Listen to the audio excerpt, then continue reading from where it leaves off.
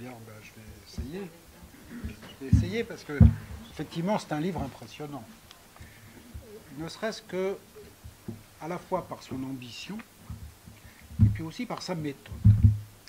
Alors, l'ambition, ben, c'est d'essayer de répondre à des questions que vous rencontrez dans votre clinique. Bon, ça, on va y revenir. C'est comment est-ce que je peux comprendre, travailler, faire quelque chose avec ces résistances, si on parlera de la notion de résistance, avec ces résistances que je rencontre, que mes patients rencontrent dans les cures en Algérie en particulier, mais aussi en France. Et puis il y a la méthode. Alors la méthode, c'est quand même quelque chose d'important parce que vous ne travaillez pas à partir d'exemples cliniques directement tirés du cabinet ou de l'institution. Vous travaillez avec ces questions de cabinet en arrière-plan. Mais vous travaillez en empruntant, en convoquant la littérature et l'histoire. Et la littérature d'écrivains algériens de langue française que vous avez très bien connus, qui sont vos amis, qui sont vos maîtres à penser, qu'effectivement, plusieurs d'entre nous ont fréquenté ou fréquentent. Et puis en même temps, vous convoquez l'histoire. À partir d'une hypothèse qui vient un petit peu plus tardivement dans l'histoire de vos écrits, hein, parce que vous avez commencé, puis vous êtes arrivé progressivement à la notion du trauma colonial, avec cette hypothèse qu'il fallait effectivement remonter à l'histoire coloniale pour dire quelque chose qui pourrait nous raconter, nous permettre d'élaborer ce qui est de l'ordre de l'impensé aujourd'hui. Alors pourquoi ça devient difficile? Parce que l'exercice consistant à convoquer l'histoire et l'exercice consistant à travailler à partir des lectures qu'on fait des écrivains, ça nous entraîne pour l'histoire dans un risque de linéarité et dans un risque de récit peut-être un peu convenu. Et puis les paroles d'écrivains, elles traduisent effectivement ce qui est de l'ordre du ressenti, ce qui est de l'ordre un peu de l'inconscient collectif. Et on n'est pas directement dans la clé. Alors vous le faites très bien, parce que précisément ce risque de la linéarité, vous ne tombez pas dans ce piège. Vous ne tombez pas dans ce piège parce que d'abord, la méthode que vous avez utilisée vous amène à revenir plusieurs fois sur des sujets qui sont un peu décisifs. Hein. On pourra parler de la question, par exemple, de la perte des patrimoines, des patronymes, etc. Vous revenez plusieurs fois sur la question de la violence, sur la question de la barbarie. Et puis, vous avez, je trouve, bien réussi à nous faire comprendre ce qu'il y a d'ambivalence, ce qu'il y a de contradiction dans les faits, dans l'interprétation des faits historiques, de contradictions possibles, de contradictions à l'œuvre. Et en ce sens, je pense qu'effectivement, on aborde des questions psychanalytiques parce qu'on n'est pas du tout dans, je dirais, le récit linéaire ou l'unimodalité de la pensée. On est toujours dans une pensée contrastée qui essaye de nous rendre compte de la contradiction. C'est peut-être cette contradiction qui fait défaut, enfin cette capacité d'élaborer la contradiction qui fait défaut dans ce que vous relatez de la façon dont les patients butent sur la capacité de penser. Alors, du coup, comment venir au contenu de votre livre? D'abord, je ne vais pas trop dévoiler parce qu'il faut que ce soit vous qui parliez quand même. Hein. Je vais faire ça. Mais je crois que ce qui est important, c'est peut-être d'abord dans le début, vous nous donnez un certain nombre d'aperçus, d'hypothèses un petit peu générales sur ce qui pourrait s'observer dans la clinique. C'est là que vous faites allusion à la notion d'invisibilité Puis vous parlez de quelque chose qui est assez bien, qui nous parle, c'est le tissage langue, religion, politique. Et puis de l'invisibilité du pouvoir.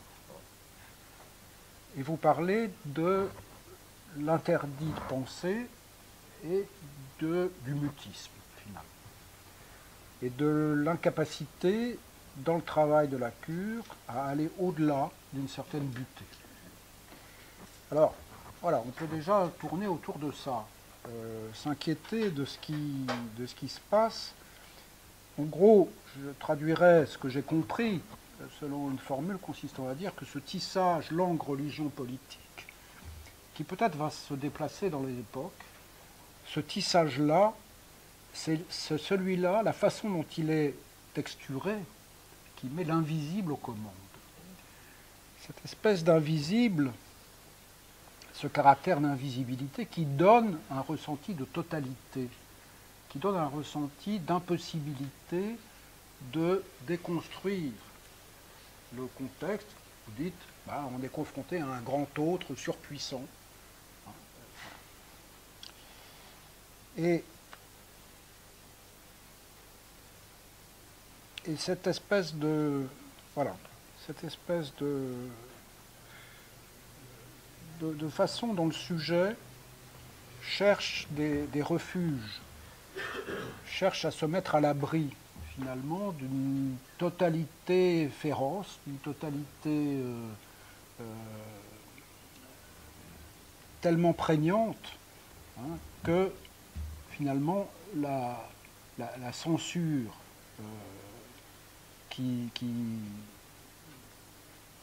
est le ressort de ce tissage langue, religion, politique, se trouve incorporée, se trouve prise à son compte par le sujet, et vous expliquez comment quelquefois on voit dans la clinique des possibilités de tentatives de détournement, des possibilités de tentatives de rechercher des espaces psychiques ou des espaces de pensée un peu à l'abri, et comme quoi cela finalement débouche sur des impasses.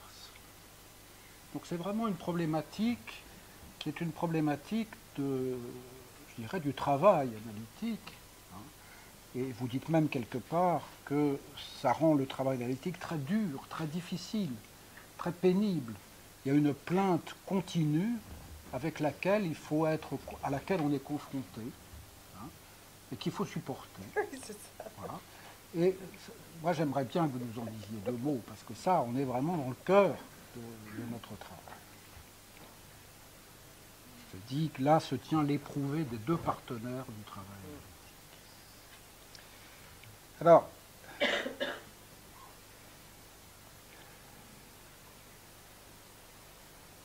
la question, vous évoquez la possibilité de transgression, vous évoquez la possibilité de construction d'une espèce de laïcité de l'intime. Et puis, le fait de vivre ses désirs par effraction, au risque parfois d'être victime d'assassinat, au risque de la mort. Voilà. Et c'est à comprendre finalement ce qui est dit d'une peur. Je crois que c'est Nabil Fares qui parle de la peur. Exactement. Et c'est à comprendre cette peur continue. Finalement, elle est continue. Elle n'est pas par moment, elle a l'air continue dans ce que vous racontez. C'est à comprendre cette peur que vous vous attachez en construisant l'histoire. En fait, c'est l'histoire de la peur que vous construisez. Ce n'est pas tellement l'histoire officielle, ce n'est pas tellement l'histoire des faits, c'est l'histoire de la peur. Et c'est ça que j'ai trouvé particulièrement intéressant. Et c'est cette histoire de la peur, elle traverse à la fois la période coloniale et la période de l'Algérie indépendante. Et donc cette permanence du registre de la peur, c'est lui qui interroge.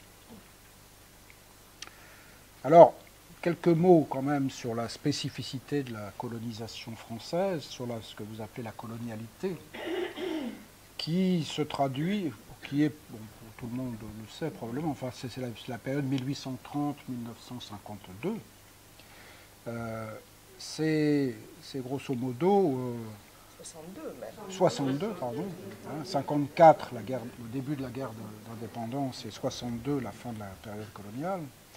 Et vous expliquez, vous démontrez très bien, d'une part, la brutalité, la cruauté, l'énormité des massacres, les enfumages de grottes, les enfumages de tribus dans les grottes, qui nous font penser à des gazages. C'est ça.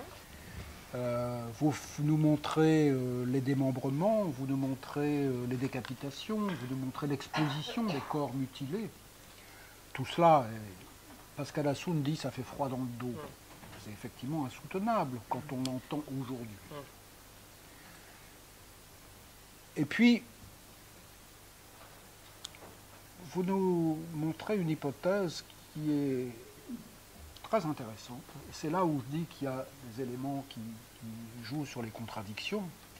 C'est que nous dites finalement, qu'est-ce qu'on voit là, si ce n'est un retour de refoulés, si ce n'est le reste qui n'a pas été pris en charge par le refoulement républicain.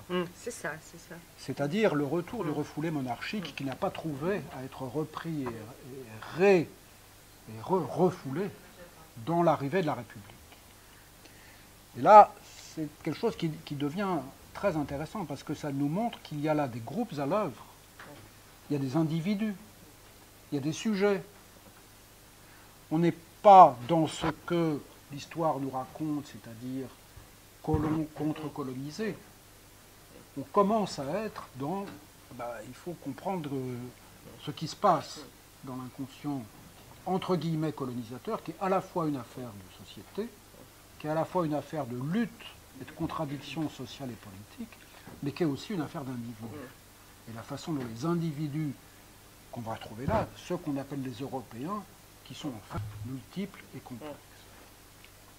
Et puis, vous nous montrez aussi comment la politique coloniale a agi pour, finalement, administrer ces territoires en créant des catégories de citoyens de seconde zone, donc un assujettissement, et en effaçant ce qui faisait le symbolique des populations tribales, c'est-à-dire les lignées patronymiques, les dispositifs patrimoniaux, l'échange de biens, et je crois que c'est Fares c'est dans le Djemba, au risque de la disparition de l'interdit de l'inceste. On avait déjà la disparition de l'interdit du meurtre avec les luttes fratricides. On a maintenant la disparition de l'interdit de l'inceste par le fait que les sujets, étant dépossédés de leur histoire, on ne sait plus qui est frère et sœur. Donc voilà, je résume très très vite, mais il y a beaucoup de choses qui arrivent là dans le débat et qui permettent de se poser la question de savoir finalement qu'est-ce qui se passe dans les périodes suivantes. Et vous montrez comment, dans la guerre d'indépendance, les luttes entre frères prennent parfois le pas. Vous montrez comment, dans la République algérienne naissante, il y a un dispositif de poursuite de l'épuration. Il y a un dispositif qui vise à réprimer toute diversité. Je trouve que là, on a une question qui est celle que vous en parlez un petit peu, on ne va pas très loin, c'est sur la question de l'avidité. L'avidité. L'avidité. Il y a une espèce de pulsion à remplir un vide par l'avidité. L'avidité, c'est celle du nourrisson. C'est la première pulsion. C'est vraiment c'est la pulsion d'emprise dans son aspect cannibalique. Voilà. Et ça, je pense que c'est un champ de travail très très intéressant. On n'a pas le temps, moi j'ai pas le temps d'en parler, mais peut-être que vous choisirez de de parler aussi de cela. Et ça c'est pour moi quelque chose qui montre en quoi la disparition, ou le fait qu'il n'y ait pas, à cet endroit-là, à ce moment-là, de capacité de construction d'un symbolique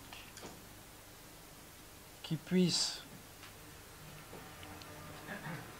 réguler, qui puisse créer un processus d'élaboration du politique et de la société, il y a une espèce de pulsion à nouveau effacer la diversité. Cette avidité, cette pulsion d'emprise, elle est mise au service d'une totalisation, de la construction d'un système assez totalitaire, dans lequel aucune force politique, en réalité, n'est capable de créer un projet, de créer un avenir. Alors la question qui se pose, donc du coup ça se traduit par les guerres civiles, la guerre civile, le GIA, et à nouveau la répétition des massacres, la répétition de la destruction des corps, la répétition de la disparition, la logique de la disparition. On a eu les disparitions des patronymes, on a eu la disparition des patrimoines, on a eu la disparition des noms de lieux, on a eu la disparition physique des corps, on a toujours la hantise et la peur de la disparition. Alors on commence à s'approcher effectivement de ce qui nous intéresse au plus haut point, qui est la façon dont le psychisme est atteint et comment les résistances se construisent. Elles se construisent sous la forme d'un blanc mémoriel ou sous la forme d'une inflation d'un scénario mémoriel imposé. La question que je voudrais, il y a 2 ou 3 questions sur lesquelles je voudrais arriver. C'est la question d'abord de la jouissance finalement du sujet dans la corporation du système de la censure. Donc vous n'êtes pas... On pourrait se dire, ce livre, bon, il est un peu dans l'apologie de la victimisation, etc. Pas du tout. On nous pose bien la question de se confronter à la fois à l'existence du traumatisme, du trauma comme une suite de traumatismes extérieurs, et à la question de l'incorporation, de l'intériorisation, de la jouissance finalement de l'oppression. Il y a une autre question qui apparaît, qui est la question du féminin. Finalement, dans ce livre, on n'a pas tout à fait l'impression qu'on parle de sexuel. Pourtant, quand on le lit, moi quand je le lis, j'en vois partout. Cette violence, ces crimes, etc. Qu'est-ce que c'est si ce n'est de la pulsion sexuelle qui cherche son but? Mais on n'en parle pas. Alors, voilà.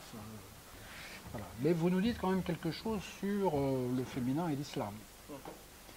Et puis vous nous dites aussi, au passage, quelque chose sur l'illégitimité. En nous parlant notamment du mythe de Jugurtha, le héros Jugurtha, avec le héros des guerres puniques. Et on peut faire un parallèle entre cette mythologie et puis cette espèce de mythologie de la colonisation, qui était cette mythologie de retrouver l'espace latin qui était censé être celui de l'origine du territoire algérien, et qui permettait de justifier ce mythique, qui permettait de justifier l'éradication de tout ce qu'il y avait entre l'origine latine et ce mouvement du refoulé monarchique qui réapparaît. Moi, je trouve ça fabuleux, je trouve ça extrêmement puissant, je trouve ça, ces rapprochements-là sont très très intéressants, et ils nous interrogent sur la capacité du sujet, finalement, à faire quoi? comme c'est dit quelque part, à accepter qu'on mette du sel sur les plaies. Hein, et que le travail de construction se fasse petit à petit en acceptant, en comprenant, en élaborant qu'il y a de l'histoire là-dedans, qu'on y est, que ça s'est passé. Et c'est là que la dernière question à laquelle moi je suis confronté, c'est comment est-ce que le travail analytique arrive à avancer là-dessus. Ça prend du temps, c'est sûr que ça prend du temps. Delia parlait de la folie. Vous dites qu'il y a d'abord une clinique de l'urgence. La clinique de l'urgence, c'est essayer que les gens finalement tiennent. Et puis après, il y a peut-être un travail possible. Et à vous de nous dire ce que vous en pensez. Voilà, je vous remercie pour cette invitation au Salon de DIP et je suis particulièrement touchée par cette lecture qui... c'est le premier débat avec des psychanalystes. Il y a eu beaucoup de débats depuis la sortie du livre, mais essentiellement des débats, on va dire, interdisciplinaires, très publics. Donc on n'y aborde pas tout à fait les mêmes choses. Donc je suis très honorée que le premier débat avec des psychanalystes puisse avoir lieu ici. Je suis très contente de votre lecture qui, comme ça, traverse peut-être même... je vais essayer de reprendre certains points parce que si certains n'ont pas lu le livre, vous traversez vraiment le livre de la part du réel de cette affaire, du réel du colonial vers la part mythique. Et c'est en effet cette traversée, enfin, j'ai voulu essayer de retrouver les soubassements mythiques et mythologiques de cette affaire pour les uns et pour les autres. Donc... alors, pour reprendre un petit peu en écho à ce que vous dites, je suis partie en effet des embarras de ma pratique, vraiment des embarras, c'est-à-dire de très nombreuses difficultés que je rencontrais pour arriver à accompagner un patient vers quelque chose d'un affranchissement possible, je vais le dire comme ça, avec tous les... entre guillemets, d'un affranchissement. On peut le dire autrement. Qu'est-ce qui fait que dans ma pratique de la cure, je n'arrivais jamais, avec les patients, à ce qu'il y ait un moment où se produit un tournant subjectif sans précédent. C'est-à-dire ce qui fait que celui qui entre en analyse n'est pas le même au bout d'un certain nombre d'années. C'est quand même ça notre expérience. Au quotidien, du moins, c'est notre espoir. Alors, ça ne veut pas dire que ça se produit à tous les coups. C'est là qu'on rejoint une question qui touche à la pratique de la psychanalyse, quel que soit le lieu où elle s'effectue. Mais disons que ce qui était la constante, et ce qui est encore la constante dans ma pratique à Alger, c'est que ça ne se produit jamais. Alors, quand même un peu ennuyeux. Ça pose de très nombreuses questions. Au départ, j'ai commencé à aborder la chose en employant le terme de résistance.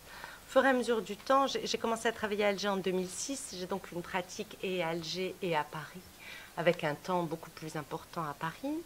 La question de la résistance est tout à fait insuffisante parce que finalement, à tel point que j'en arrivais à me dire que ce n'était pas le sujet un tel qui était en résistance, mais que quelque chose du collectif qui était transporté par ces sujets-là étaient en résistance. Mais donc, on ne peut plus parler de résistance au sens de la psychanalyse. Et donc, est-ce qu'il n'est pas question, et c'est là que ça touche à la question de la jouissance, d'une forme de refus, d'un refus qui a trait à un point très particulier, là où la parole n'arrive pas à faire acte. Qu'est-ce qui fait que pour un peuple révolutionnaire, quelque chose du sens de la révolution se retourne complètement, parfaitement, se retourne, mais vraiment, sans reste, au point que la parole ne fait plus acte. Voilà, ça a été ma question de départ, qui a donné lieu à un premier livre, qui, en effet, c'est très juste de le dire comme ça, ce premier livre tournait beaucoup autour de la question de l'aspect politique de la parole. Mais finalement, c'était très insuffisant parce que ce qui faisait défaut dans ce premier travail, enfin, c'est avec le temps maintenant, peut-être dans quelques années je dirais autre chose, mais c'était la dimension historique. C'est-à-dire que dans l'angle que je prenais, je n'abordais pas la dimension historique. Or, vous avez tout à fait raison de dire que c'est un travail qui cherche à construire l'histoire de la peur. Et donc, c'est un récit. Le fait d'utiliser la littérature va faire... Parce que les travaux d'historiens qui sont absolument extraordinaires sur la question, ce sont les seuls. Il n'y a que les historiens qui mènent un travail sur la question du colonial. Dans le champ, dans les autres champs, c'est extrêmement rare. Et alors, dans le champ de la psychiatrie, de la psychologie clinique et de la psychanalyse, je n'ai pas rencontré... En tout cas, après Frantz Fanon, Ali Cherki qui a travaillé ça à partir de l'immigration, mais on ne peut pas dire qu'on ait des travaux qui fassent appui, qui nous donnent plusieurs pistes et hypothèses. Il y a des choses chez Lacan qui sont complètement ensevelies d'ailleurs, qui nous donneraient des appuis pour penser ces désastres de cette histoire-là. C'est-à-dire, soit on estime que la catastrophe collective, au fond, peu importe de quelle catastrophe collective on parle, mais ça a forcément des incidences sur le sujet. Et là, oui, il y a des travaux sur les effets de la guerre, de la Shoah, du génocide arménien. Ou alors on estime qu'à chaque catastrophe collective, il y aurait quand même des spécificités. Voilà. Donc ça a été une question. Donc c'était entré dans un champ, finalement, qui était blanc, sur la question du colonial.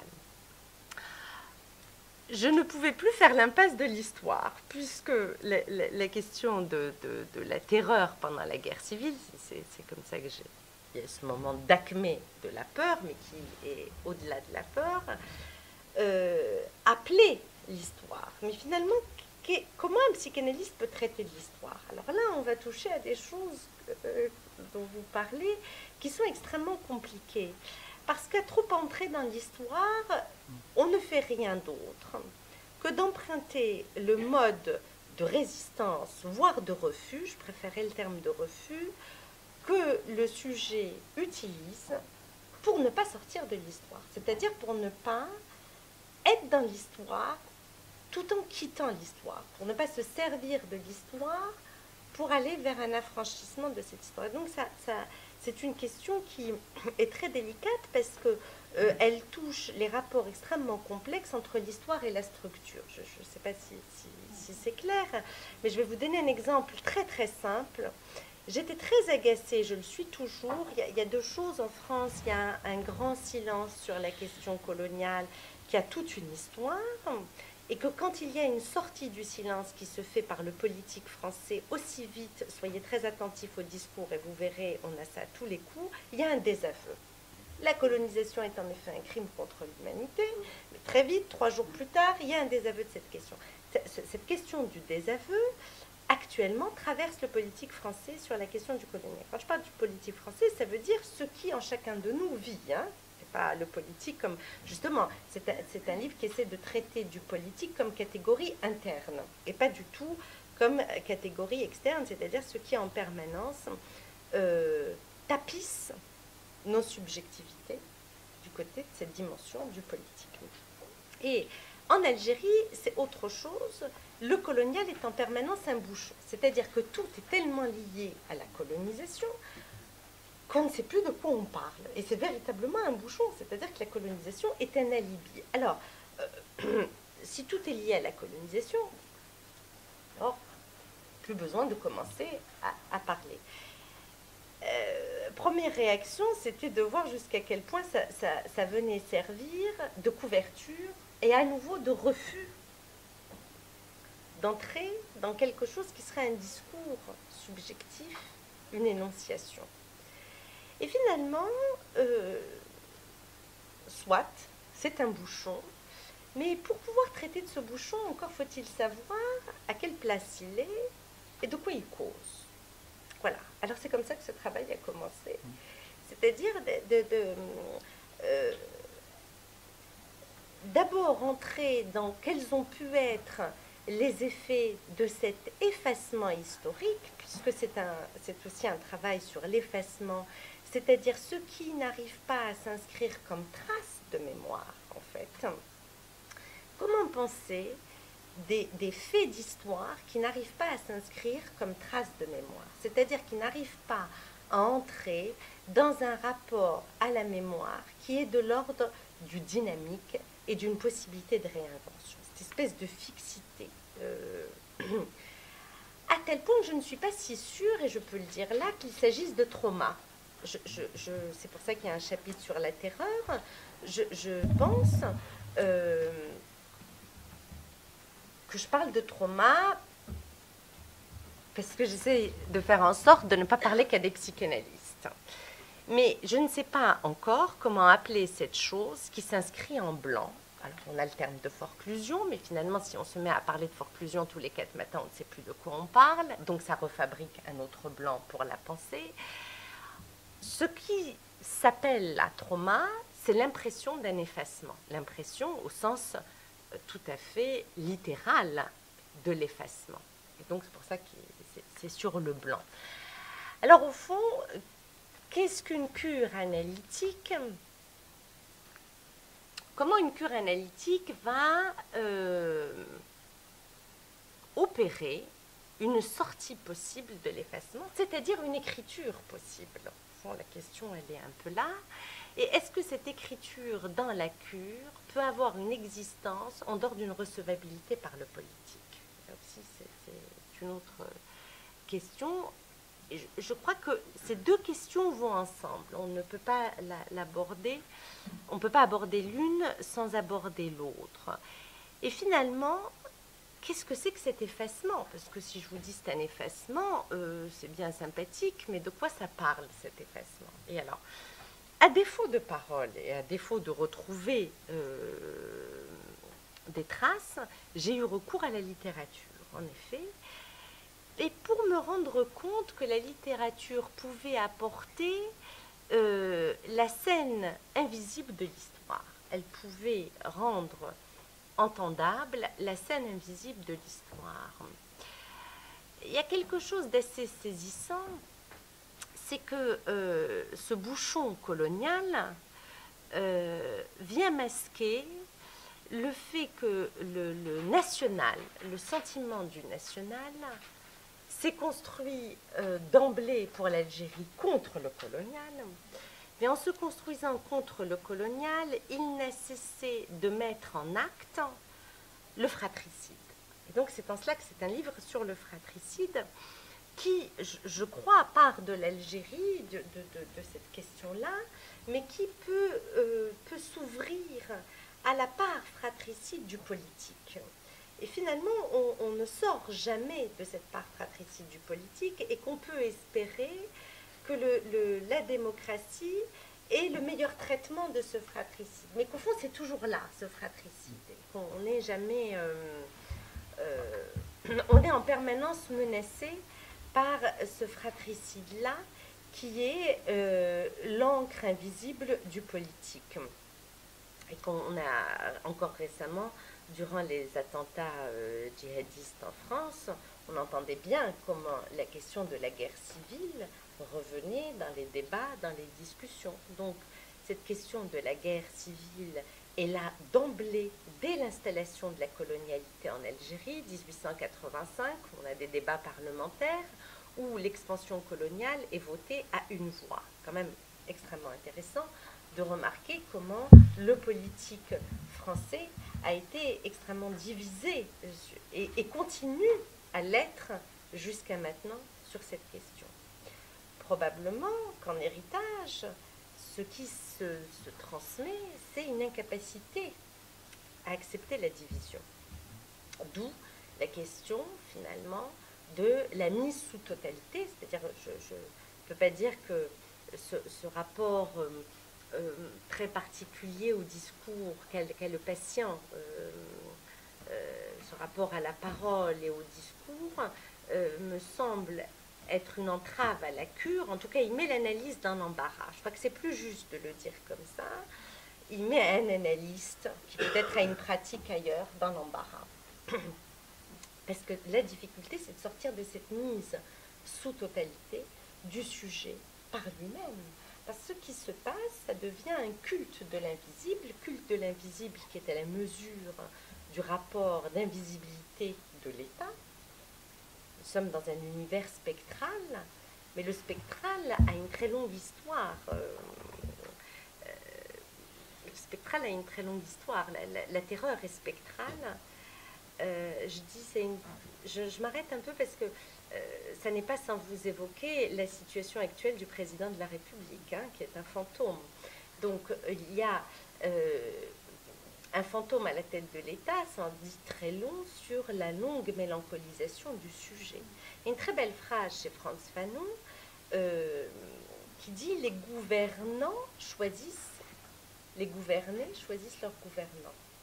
Cette espèce de dynamique entre les gouvernés et les gouvernants est extrêmement importante, alors que on pourrait se dire qu'avec tous ces effets de la colonisation, parce qu'au fond la question c'est comment hériter d'un effacement qui continue à se maintenir dans une non-recevabilité par le politique, ici et là, c'est quand même beaucoup plus subtil, puisque le sujet en permanence va entretenir cet effacement-là.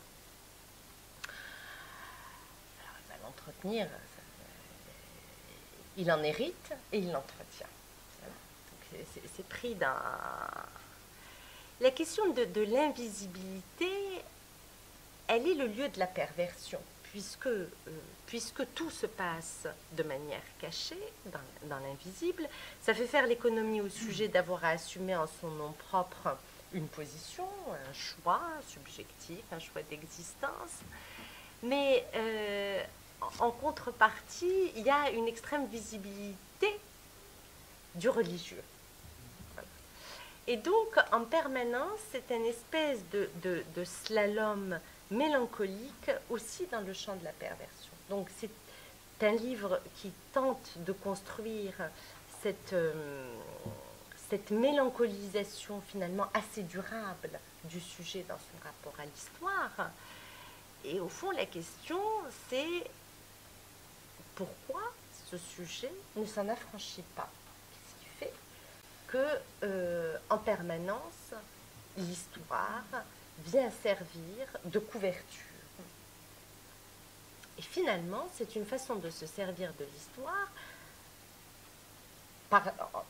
en maintenant de l'interdit de penser, et non pas utiliser l'histoire pour essayer d'ouvrir à quelque chose de possible pour la pensée.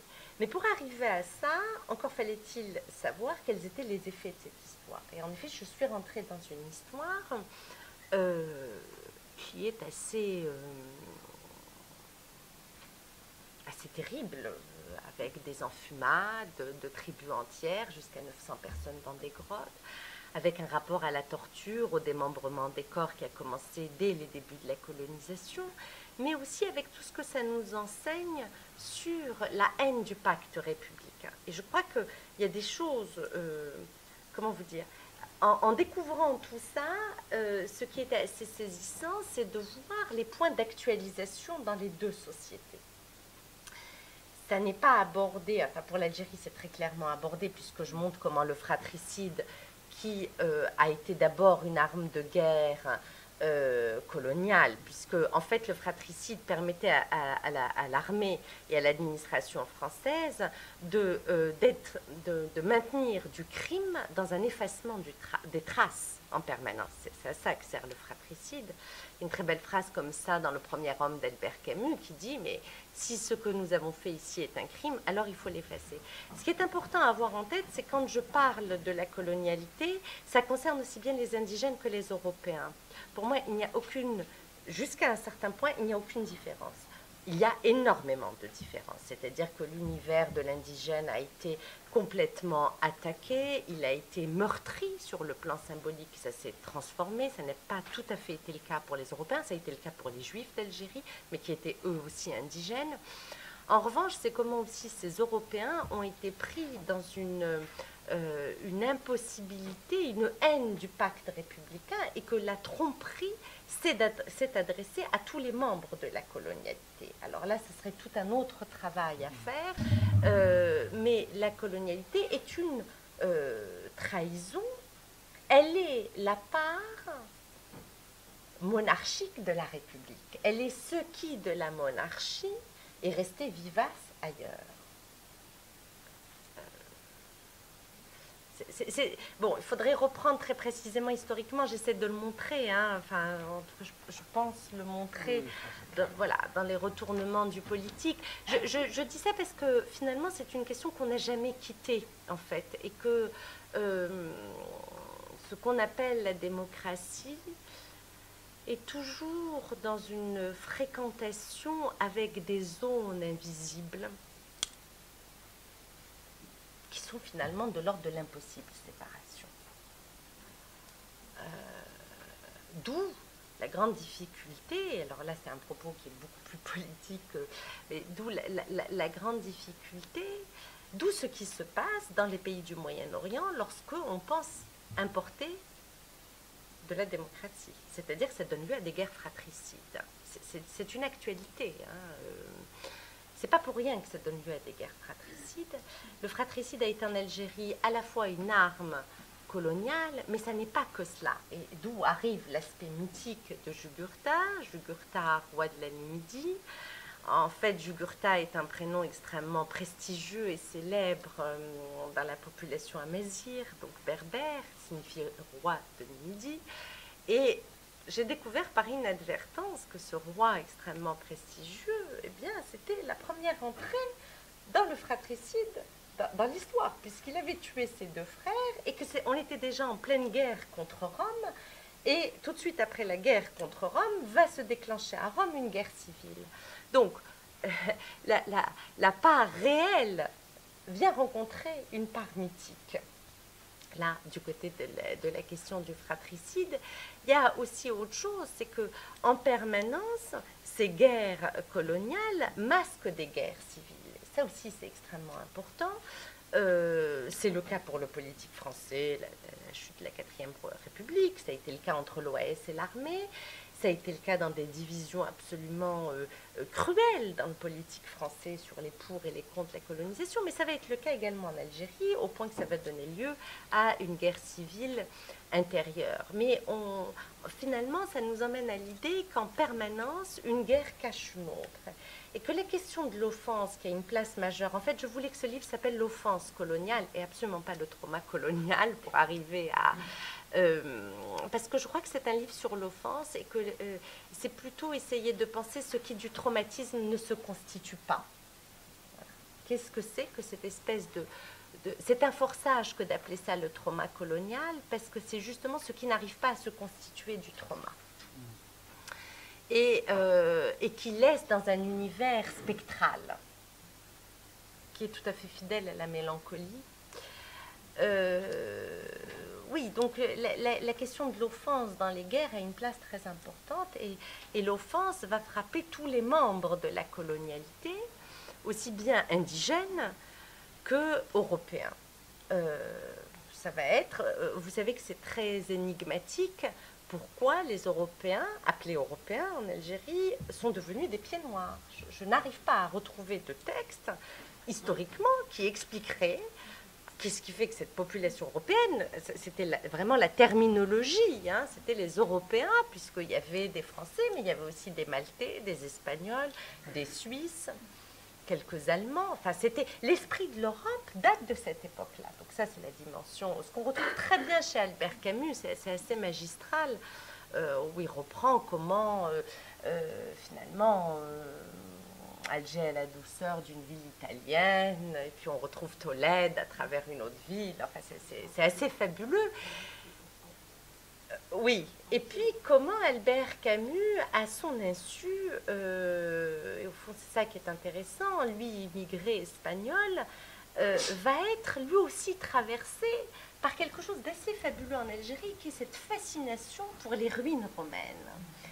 Sauf que j'avais beaucoup de mal à l'entendre jusqu'au moment où je tombe sur les textes d'un écrivain français de la fin du 19e qui s'appelle Louis Bertrand. Et alors là, c'est absolument magistral. C'est-à-dire, on est ici parfaitement chez nous, mais c'est spectral.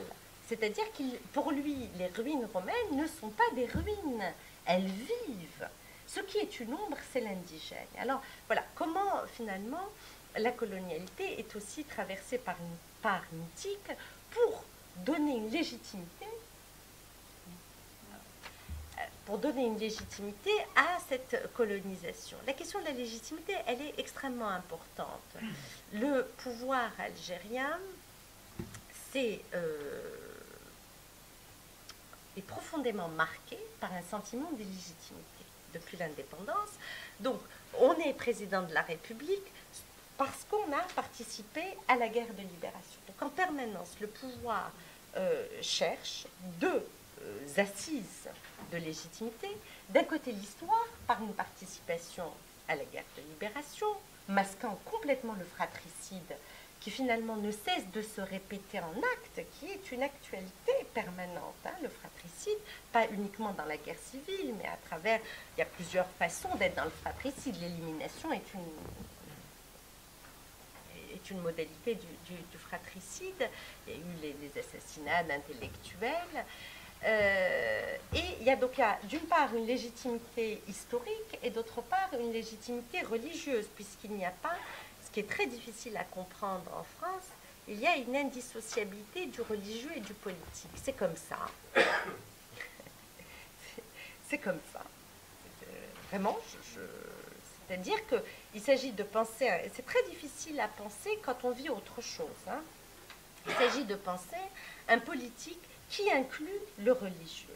D'où la question que vous posez sur le féminin. C'est-à-dire qu'en effet, comme c'est un livre sur le fratricide, j'ai voulu conclure à un moment sur le fratricide chez les psychanalystes. Vraiment, ça m'a traversée tellement je trouvais que... Non, mais enfin, très sérieusement, et particulièrement chez les lacaniens, c'est-à-dire autour de la manière dont la disparition de Lacan n'a cessé de mener à des groupuscules qui finalement n'arrivent pas à vivre, puisqu'ils ne cessent d'éclater. Alors, je l'ai enlevé parce que ça aurait mené à un autre développement, mais tout ça pour dire que la question du fratricide, elle est, me semble-t-il, extrêmement importante, y compris en pleine démocratie. Puisque le tissage démocratique serait un évitement du fratricide. Et donc, c'est un livre sur le fratricide, et donc, où est le féminin? Ça, vous avez tout à fait raison. Alors, où est la mère? Alors, la mère, elle est un peu trop là. Le problème de la mère, c'est que justement, comment la mère maintient la scène du fratricide. En revanche, où est le féminin? C'est un peu autre chose. Il y a un peu trop de mère. Alors, il y a une très belle phrase de Jean Mouroub à Amrouche, un grand écrivain et poète, qui dit « Les Algériens sont frappés au niveau de l'ascendance et de la descendance ». Donc, c'est tout le développement de ça, à travers les effacements de patronymes, à travers cette fabrique de l'indigène comme illégitime. Vous savez qu'un tiers de la population a disparu pendant la guerre de conquête. On parle très très peu de la guerre de conquête, on parle beaucoup de la guerre de libération, mais la guerre de libération n'est que la fin, la dégénérescence du système colonial. Or, ce qui m'a intéressée, c'est de voir quels étaient les effets de l'occupation psychique sur 132 ans et comment finalement la guerre de libération n'était que la fin, qu'il y avait eu déjà un tiers de la population qui avait disparu, il y a tout un tas de disparus par les meurtres de masse, qui ont été extrêmement importants, disparus par la faim, par les épidémies, tout ça étaient des choses qu'on retrouve dans les textes des militaires, qui sont assez saisissants. Hein, donc la guerre de libération n'est qu'à la fin de tout ça. Alors, pour revenir sur la question du féminin, c'est une question qui, là aussi, est à interroger d'un point de vue historique et d'un point de vue religieux. D'un point de vue historique, j'ai trouvé très peu de textes de femmes écrivaines. Bon, il y a des femmes écrivaines très connues en France et en Algérie, mais qui ne me permettaient pas de penser. J'ai choisi des écrivains où il y avait quelque chose d'un tranchant dans leur écriture, assez terrible. Ce sont des écrivains qui... D'ailleurs, il n'y a aucune psychologisation des personnages. J'essaie de dire au lecteur que finalement, peu importe l'histoire des personnages, peu importe l'histoire de cet écrivain, mais il y a quelque chose d'un rapport à la lettre chez ces écrivains dont fait partie Nabil Fares, qui n'est pas n'importe qui dans cette histoire, puisqu'il est le fils du président du premier gouvernement provisoire. Son père a signé des accords d'Évian, donc Nabil Fares est absolument traversé. Il y a un livre d'hommage qui va sortir là, que je fais sortir en Algérie autour de la pensée de Nabil Fares. Donc pour les personnes qui sont intéressées, ce livre ne circulera pas en France parce que c'est chez un éditeur algérien, mais voilà, ce livre va exister justement par rapport à la... Oui, en français, oui.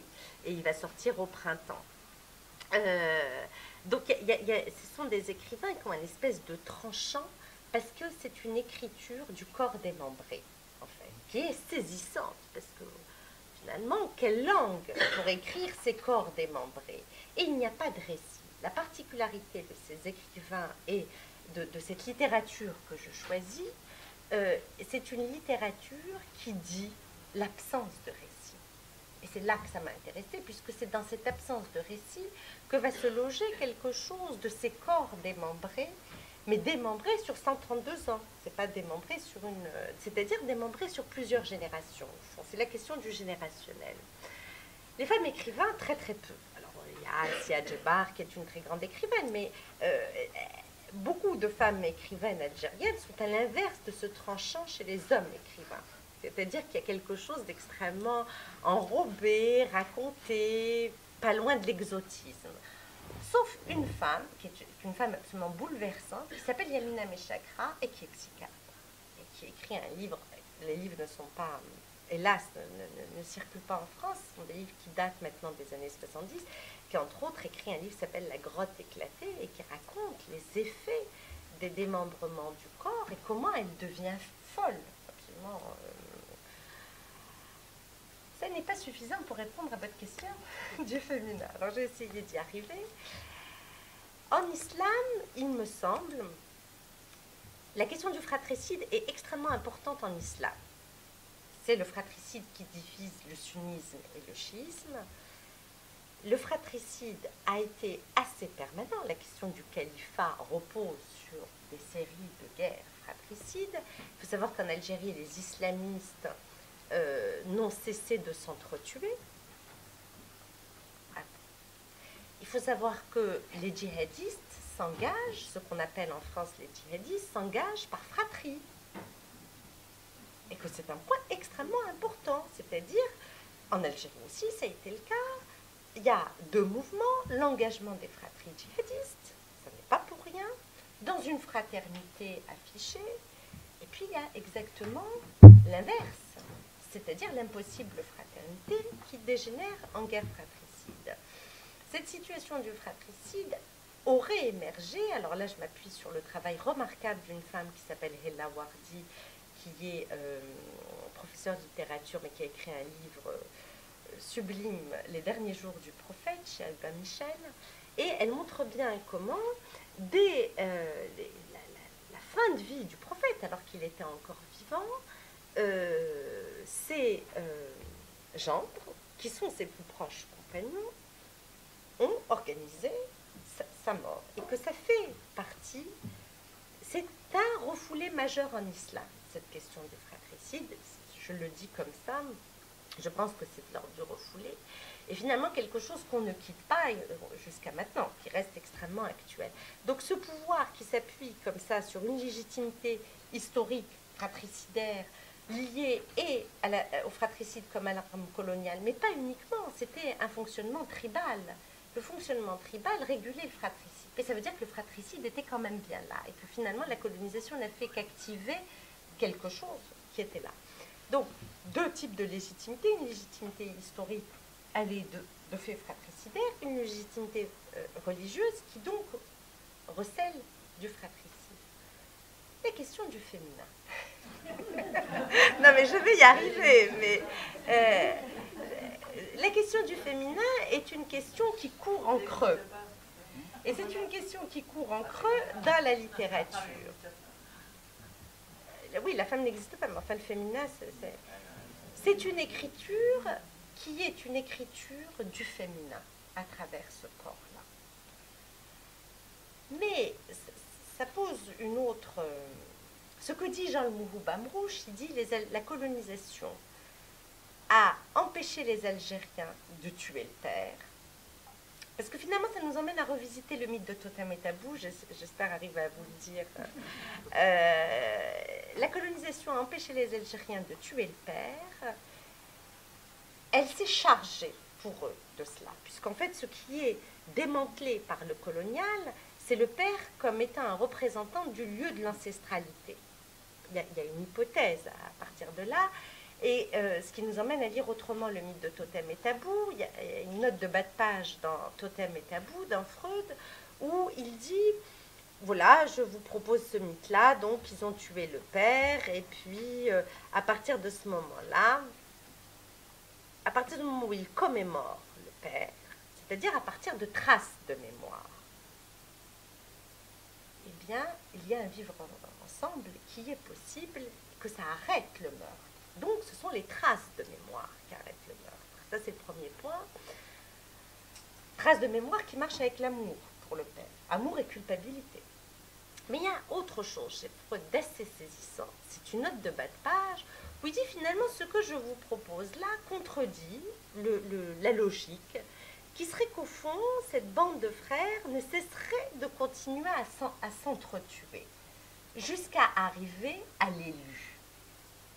Il est très embarrassé, et il dit qu'il est très embarrassé dans cette note de bas de page, et il dit, mais on va s'en tenir là pour l'instant. Alors c'est là que j'ai essayé de commencer, là où il dit, on va s'en tenir là. La situation du fratricide en Algérie, en effet, autour de l'avidité, le mot est très juste, l'avidité du pouvoir, mais qu'est-ce que c'est que cette avidité du pouvoir, fait que finalement, en permanence, ce qui est convoité, c'est ce dernier, cet élu, qui resterait unique survivant du fratricide et qui aurait tous les privilèges.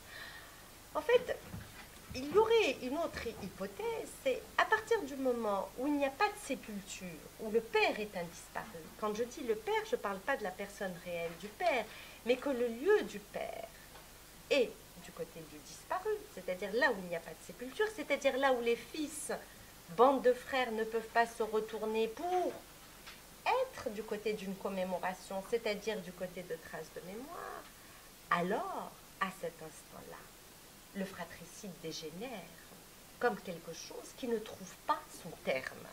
Et son terme dans toute l'équivocité du terme, c'est-à-dire aussi bien le terme comme arrêt que le terme comme mot. Voilà. Le féminin, une des hypothèses, mais que je n'exploite pas directement, je crois que le féminin traverse donc cette littérature. En revanche, ce qui court dans ce livre, mais qui ne se dit pas comme ça, et qui va nous emmener à revenir à cette phrase de Jean Mourou Bamrouche, quand il dit « les colonisateurs se sont chargés pour eux de tuer le père sans sépulture, sans laisser de sépulture », non, c'est une phrase de Mohamed Dib. Il dit finalement « les Algériens sont livrés à leur mère, les fils ». Le pouvoir de la mère est absolument colossal, ce qu'on a très peu en tête dans un imaginaire culturaliste. Le pouvoir de la mère est immense dans son rapport au fils. Il est immense contre le féminin, justement, ce pouvoir de la mère. Et que ce que reprend Hella Wardi, c'est que finalement,